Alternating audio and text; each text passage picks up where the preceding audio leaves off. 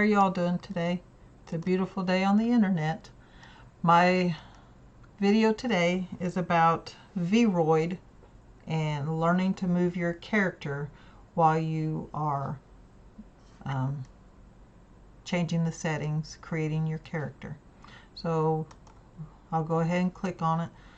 In case you didn't see any of my other videos, the way to record your screen while you're recording is hit the minimize button up here.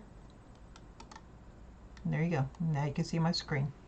Okay, the first thing we're going to do, I'm going to teach you how to move your character. Put your index finger on the mouse scroll wheel and scroll it toward the computer screen. That moves your character closer. If you scroll the wheel away from you, it makes her move farther away.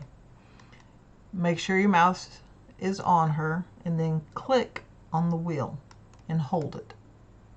Now you can move her anywhere you want. Side to side, up and down. Okay, isn't that cool?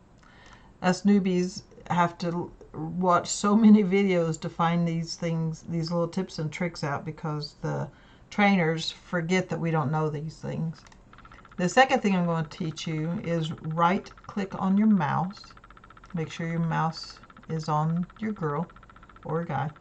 So right click the mouse and hold it.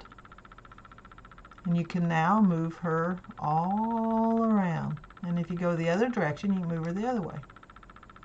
If you go up, you can see the bottom of her.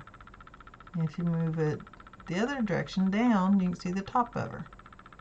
So now you can move your character any way you like. I'll scroll her closer and look at her nose. There, now we can see her nose. I can move her up a little bit. See her ears. So anytime we're working on our character now, we can move her wherever we need to move her so we can see what we're doing. And that's the whole purpose of the video. Was this short was to show you this one thing to make your life easier.